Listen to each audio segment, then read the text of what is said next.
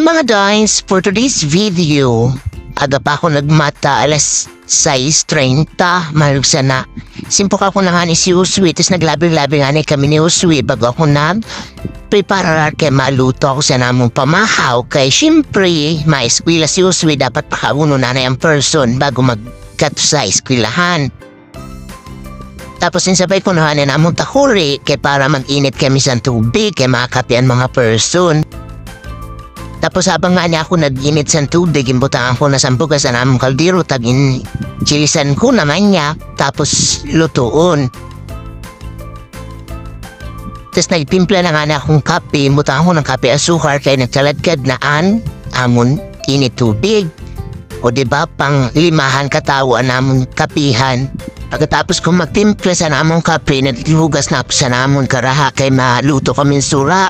Sabayan ko na paghugas ang kutsara para sabay-sabay na. So ada nag-ano na ako, nag-prepare na ako sa namong sura, itlog na may sardinas. O diba, bongga. San mainit na nga na namong karay, mutang ko na mantika, tayo mutang ko na, o diba? Adat sura namon. Tapos habang nagaluto ako, gimpalinis ko na si Uswi sa namon, hinigdaan. Tapos nagsampi na ako kay pinakaon ko na siya kay pasi malit pa. Mahirap na ba niya? Charf. Kaya wala man naubos ni Uswi ang pagkaon, ako nagkaon, o diba? Kung habang nagkatarigo si Uswi, impreparar ko na iya mga gamit, tapos sa niya balon. Char! Ulirang ina ang person, so God, char. So adan liwanam ko na si Uswi, kaya naglakat na kami pakadto sa may tagudtod, kaya di na ko man na siya ginaduhol, kaya aram niya naman na pakadto siya eskwilahan, so dili na ako nagaproblema. Tapos nagakis gani na siya bago magali. Daily routine na namon na siya pag nagasulot siya sa eskwilahan. Ginaulat ko siya na inandili ko na siya makitaan, tsaka ako mauli. Kaya nagababay-babay pa na siya. So pag uli ko gani, nagliwan na ako kay may business ang person, no? Di ba, pak, danar. May sundan po ako na dara pero dila ako makikaway, ha? Mabuot man po ang person. Kung nagkato na nga na ako sa kabulasan, kaya nagkuha po sa mga kahoy. Kaya inamahoy ako kay kailangan ko yun na para sa renovation sa nambalay. What? Renovation? So ada na nga niya nagatunan ako mag-renovate niya kay para may akong butangan sa nanosan mga sampi-sampi kumanya para dili na maglisod ang person. Ta syempre, gilinis-linisan ko man niya para dili man masyado halata ba.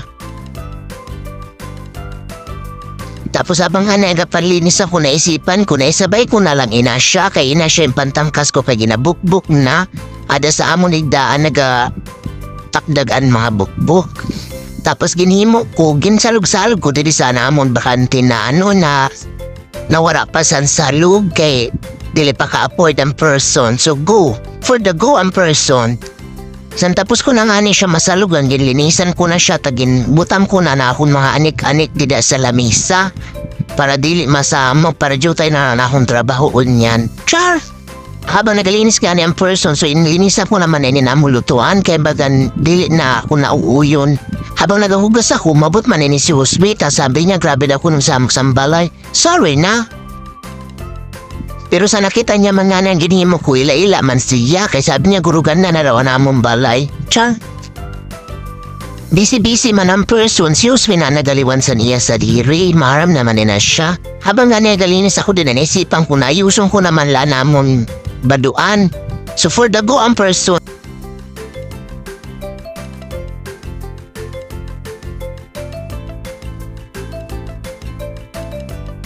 So ang team ako dida, nagabali ako dida. Barali gali pagkatapos.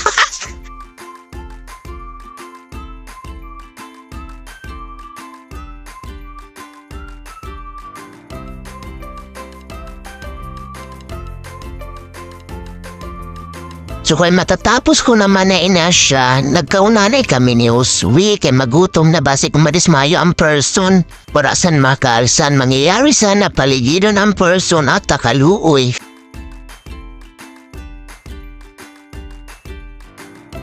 So tapos na nga na magkanagurin ko na kung ano kami nabahuan ako na dili aramusos. Pagkiamot ko sa akong sarili kaya ako gali. So nag-isip ako na magkarigo na naman. Na-stress ako dahil kay makarigo naman person. So pagtapos ko gani karigo, O diba magbutang kita sa naton mga anik-ani kay para iwas nga. Dagmadismayo pang katakin mo nandamay ka pa. So amo na ini siya kaganapan sa amon balay. Nagrabe ang samok.